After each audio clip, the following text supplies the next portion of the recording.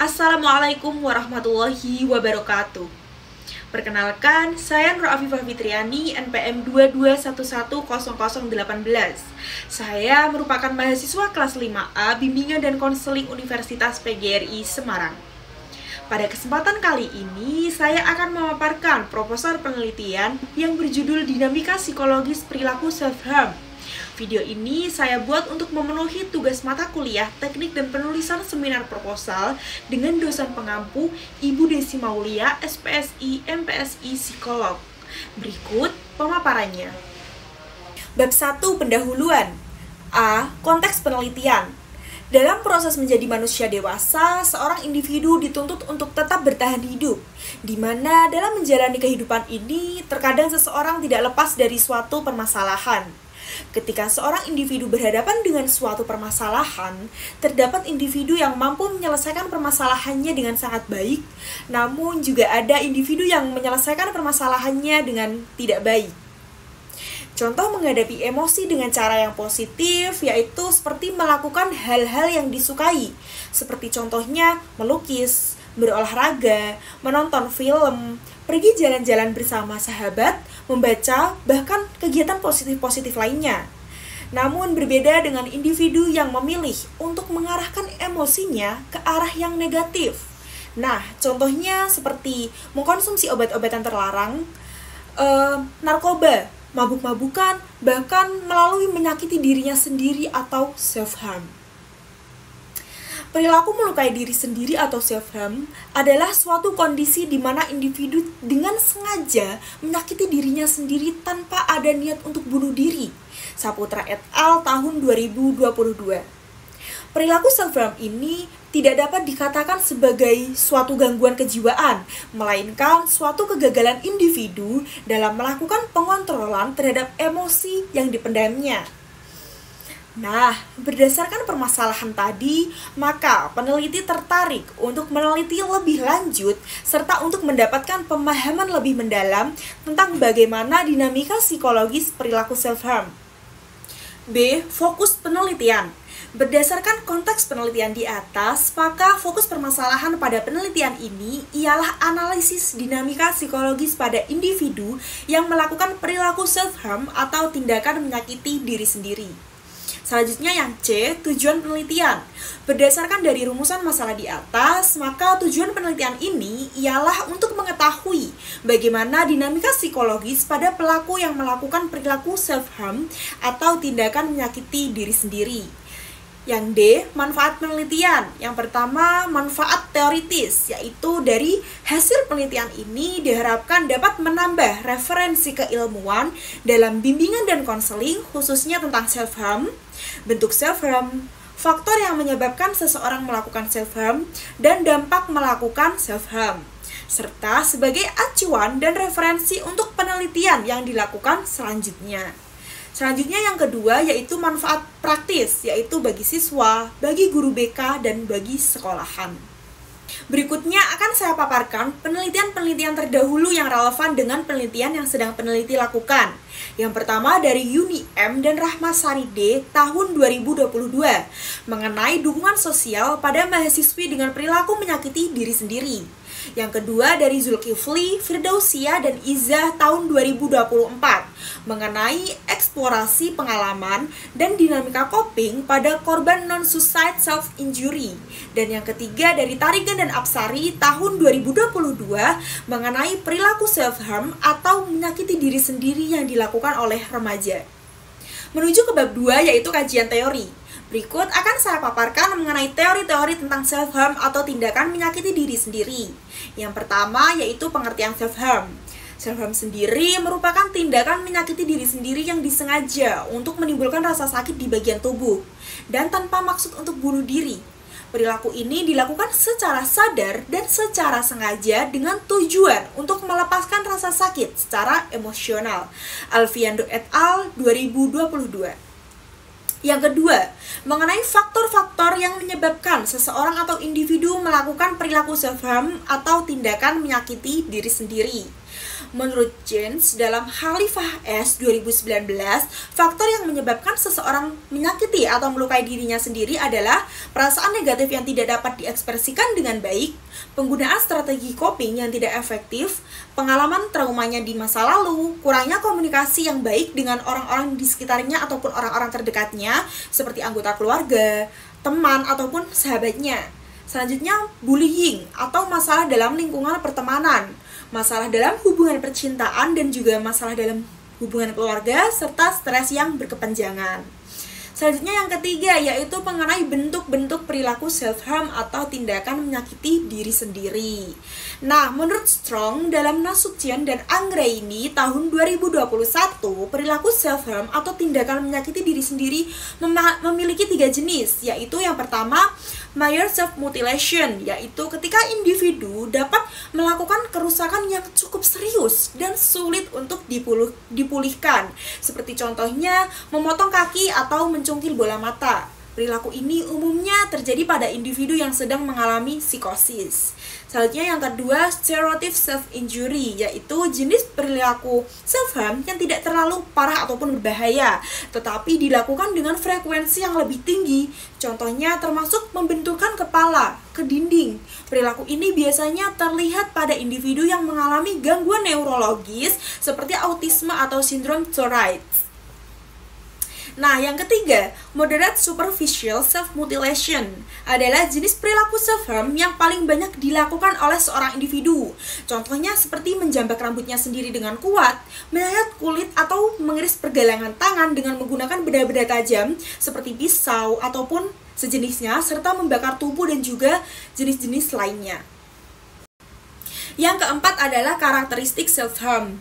Menurut Eliana dalam Aviati dan Putri 2021, individu yang melakukan self-harm dapat dikenali melalui beberapa tanda, yaitu berdasarkan kepribadian pelaku, yaitu kesulitan dalam mengendalikan dorongan yang terlihat dalam ketergantungan pada zat adiktif. Pelaku self-harm sering merasa kurang berharga dan memiliki kebutuhan kuat untuk dicintai serta diterima oleh orang-orang lain di sekitarnya.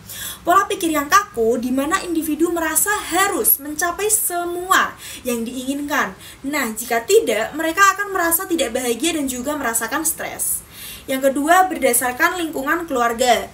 Pengalaman kehilangan traumatis atau trauma masa lalu, serta peran anggota keluarga yang mungkin kurang mendukung, kurangnya kemampuan untuk merawat dirinya sendiri. Yang ketiga, berdasarkan lingkungan sosial, kesulitan dalam menjalin dan mempertahankan hubungan sosial yang baik. Individu dengan perilaku self-harm cenderung merasa takut menghadapi perubahan-perubahan besar dalam kehidupan sosial mereka. Nah, dan yang terakhir yaitu aspek-aspek self-harm atau tindakan menyakiti diri sendiri. Menurut Konski 2011 mengemukakan beberapa aspek-aspek dari perilaku self-harm, yaitu yang pertama memiliki emosi yang negatif. Menurut Konski 2011 berpendapat bahwa individu yang memiliki emosi negatif memiliki risiko yang lebih tinggi untuk melakukan self-harm atau tindakan menyakiti diri sendiri. Konski juga menyatakan bahwa individu yang melukai diri sendiri telah ditemukan untuk skor tertinggi pada ukuran-ukuran temperamen negatif, disregulasi emosi, depresi, dan juga kecemasan. Pengalaman emosi negatif yang meningkat dapat menjadi alasan utama bagi individu untuk melakukan self-harm untuk meringankan emosinya secara sementara. Dan yang kedua, kesulitan dalam mengekspresikan emosi.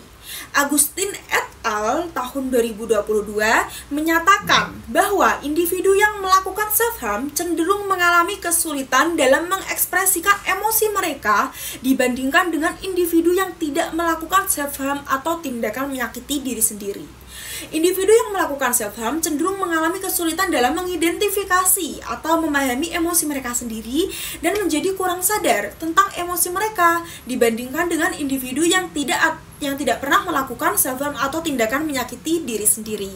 Yang terakhir yaitu hukuman atau kemarahan pada diri sendiri. Konski dalam Simatupang 2019 menyatakan bahwa ketidaksukaan pada diri sendiri dapat menjadikan motivasi individu untuk melakukan self-harm atau tindakan menyakiti diri sendiri. Favazza dan Rosenthal 2015 menyatakan bahwa orang mungkin lebih memilih untuk terlibat dalam self-harm, di mana hal ini dijadikan sebagai sarana untuk mempengaruhi atau regulasi kognitif dan pengaruh sosial karena secara bersamaan menyediakan media untuk menghukum diri sendiri karena beberapa kesalahan yang mungkin dirasakan pada diri sendiri atau penghinaan pada diri sendiri. Selanjutnya bab 3 yaitu metodologi penelitian. A. Pendekatan penelitian. Penelitian ini bertujuan untuk menganalisis bagaimana dinamika psikologis perilaku self-harm atau tindakan menyakiti diri sendiri. Untuk mencapai tujuan tersebut, peneliti melakukan kajian mendalam mengenai permasalahan tersebut. Berdasarkan jenis permasalahan yang diteliti, penelitian ini menggunakan metode penelitian kualitatif. Nah, pada penelitian ini, pendekatan penelitian yang digunakan adalah studi kasus. Selanjutnya B. Setting penelitian. Penelitian yang berjudul Dinamika Psikologis Perilaku Self-Harm yang dilaksanakan di Universitas PGRI Semarang, Kota Semarang. Penelitian ini sasarannya adalah individu yang pernah melakukan perilaku menyakiti diri sendiri atau self-harm selama setahun terakhir. Adapun waktu penelitian dilaksanakan pada bulan November tahun 2024. C. Data, sumber data, dan instrumen penelitian. 1. Data. Pengumpulan data dapat dilakukan dalam berbagai setting, berbagai sumber, dan juga berbagai cara. Data bisa dikumpulkan pada setting alamiah atau natural setting. Pengumpulan data dapat dilakukan melalui berbagai sumber yang terbagi menjadi sumber primer dan juga sumber sekunder. Selanjutnya, bila dilihat dari segi cara atau teknik pengumpulan data, maka teknik pengumpulan data dapat dilakukan dengan interview atau wawancara, kuesioner atau angket, observasi atau pengamatan, dan juga gabungan ketiganya. Menurut Sugiono tahun 2020, halaman 137. 2. Sumber data yang digunakan dalam penelitian kualitatif ini mencakup hasil observasi, wawancara, rekaman suara, serta analisis dokumentasi yang berupa foto-foto responden saat menjalankan kegiatan. Dalam penelitian kualitatif ini, data dikumpulkan melalui observasi langsung di lapangan dengan mengumpulkan informasi melalui wawancara mendalam dengan subjek penelitian serta subjek pendukung di lokasi penelitian.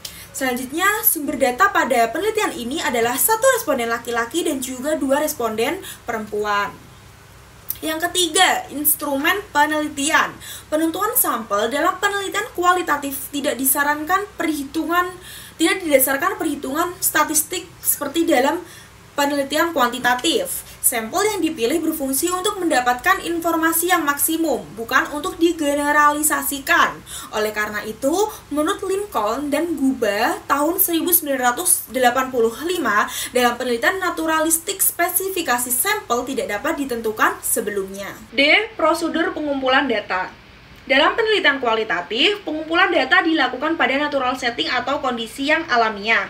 Sumber data primer dan teknik pengumpulan data lebih banyak pada observasi berperan serta atau partisipan observation, wawancara mendalam atau in-depth interview, dan dokumentasi. Menurut Sugiono tahun 2020 halaman 225.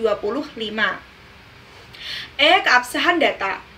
Dalam penelitian ini, yaitu pengumpulan data yang telah diperoleh dari 3 pelaku self-harm, yaitu 1 pelaku self-harm laki-laki dan juga 2 pelaku self-harm perempuan. Dari ketiga data tersebut, nantinya akan didapatkan hasil yang tidak bisa dirata-rata, seperti halnya pada penelitian kuantitatif. Akan tetapi, dari hasil sumber data ini, nantinya akan dideskripsikan dan dikategorikan mana pandangan yang sama dan tidak sama dari yang didapat kedua data tersebut. Data yang telah dianalisis oleh peneliti nantinya akan menghasilkan data yang telah menjadi kesimpulan yang didapat dari kedua sumber data tersebut. F. Metode analisis data. Salah satu kegiatan dalam analisis data adalah pengumpulan data, data reduction atau reduksi data, data display atau penyajian data, dan conclusion drawing verification atau kesimpulan. Dan yang terakhir, G. Tahap penelitian. Separately, tahun 1980 membagi analisis data dalam penelitian kualitatif berdasarkan tahapan dalam penelitian kualitatif. Sugiono 2020 halaman 253. Dalam penelitian kualitatif ini, prosedur yang ditempuh dalam penelitian ini melalui 3 tahap, yaitu yang pertama, studi persiapan atau orientasi, yang kedua, studi eksplorasi umum, dan yang ketiga, studi eksplorasi terpusat ataupun fokus. Demikian pemaparan proposal yang berjudul Dinamika Psikologis Perilaku Self-Harm. Saya Nur Afifah Fitriani pamit undur diri. Apabila ada kesalahan dalam penulisan maupun pemaparan proposal, saya sebagai peneliti memohon maaf yang sebesar-besarnya. Semoga apa yang telah disampaikan memberikan banyak manfaat dan juga pembelajaran baru. Sekali lagi mohon maaf dan terima kasih atas perhatiannya. Wassalamualaikum warahmatullahi wabarakatuh.